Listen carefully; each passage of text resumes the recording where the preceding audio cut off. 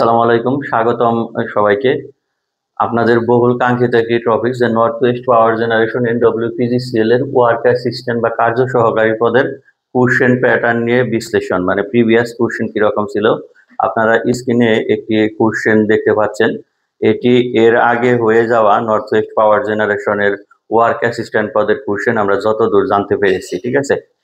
তো এইখানে দেখুন যে আমরা দেখেছি এখানে 1 ঘন্টা 30 মিনিট সময় ছিল, মার্ক ছিল 100 টোটাল সর্বমোট।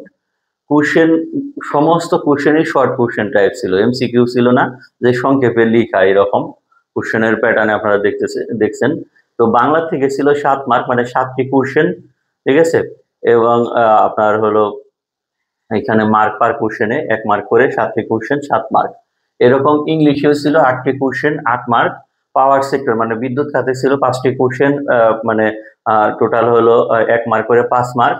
সাধারণ জ্ঞান দেখেছি যে এইখানেও 1 মার্ক করে 10টি কোশ্চেন ছিল 10 মার্কের। আর বিষয় ভিত্তিক এসে এইচএসসি সায়েন্স অর ইকুইভ্যালেন্ট যেহেতু এডুকেশনাল কোয়ালিফিকেশন, সেই সুবাদে 24টি কোশ্চেন ছিল, অনেকটার জন্য 2 মার্ক, অনেকটার জন্য 3 মার্ক, এভাবে আপনার 70 মার্ক ছিল।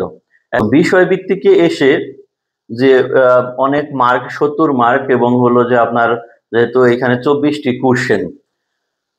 এই বিষয় ভিত্তিক মানে কি, যেহেতু এখানে এইচএসসি সায়েন্স বলেছে, তার মানে এইচএসসি সায়েন্সের যে বইগুলো আছে, ফিজিক্স, কেমিস্ট্রি, ঠিক আছে, তারপরে বায়োলজি, হায়ার ম্যাথের যে বইগুলো আছে, এগুলো একটু কমন বই আর কি। এগুলো এসএসসি এবং এইচএসসি দুইটি লেভেলের বই আপনাদের একটু গুরুত্ব দিয়ে দেখতে হবে।